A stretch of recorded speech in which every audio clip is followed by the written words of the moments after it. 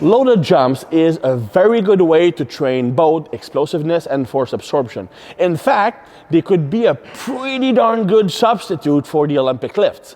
If you're not capable of doing a power snatch or a power clean, then loaded jumps will offer pretty much the same benefits.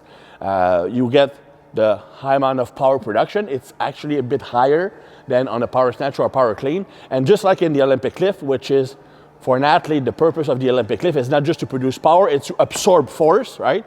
Well, with the loaded jumps, you can do the same thing. You're jumping with a weight, and you have to land with that extra load. So it does get you the same benefits as the Olympic lifts without being as technical. The problem is that most people who do loaded jumps use way too much weight, okay? Maximum power will be achieved at around 20-ish% of your 1 RM on squats. So for example, if your back squat is 400, then 20% of that is what? 20 for 4, 80 pounds. So there's no need to use something like 225. I've seen people use 225 and just barely leave the floor. That's not the purpose. The goal is not to see how much weight you can leave the floor with. It's really to produce maximum power production. And 10 to 20% is the zone you should spend most of your time in when it comes to loaded jumps. Now you can do that with, again, a kettlebell that would be used on your chest, and you do just, and then boom, jump as high as possible. That's obviously a sub-maximum jump. Don't judge me on that one. That would be one version. Again, my favorite version is probably the trap bar again. First, it allows you to use a lot more weight than a kettlebell. Kettlebell, you would be limited by the strength of your arms, okay? And it kind of prevents you from bending forward, which is a regular jump mechanics. Also, it doesn't have the negative side of using a barbell on your back, in that when you're doing a barbell jump squat, when you're landing, the bar is straight on your spine, so that might not be as great. So that's what I would use.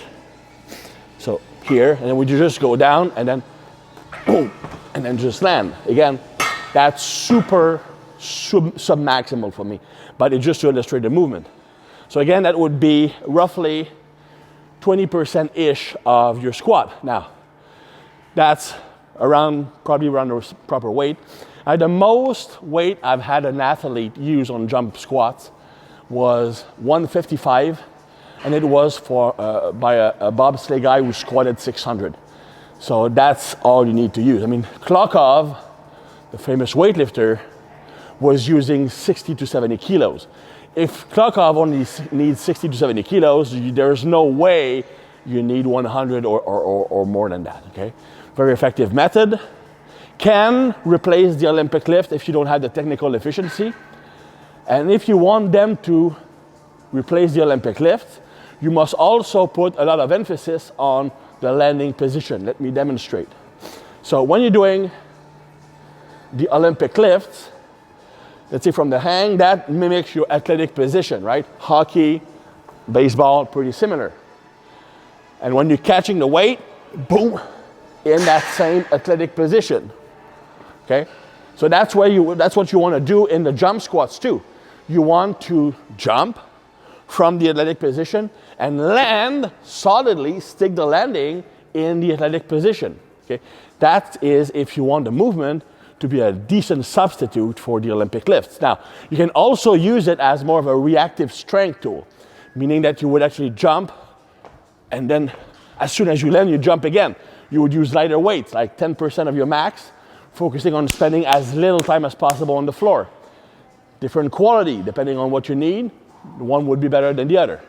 So it's something you definitely need to include in your toolbox, but stay conservative with the loads.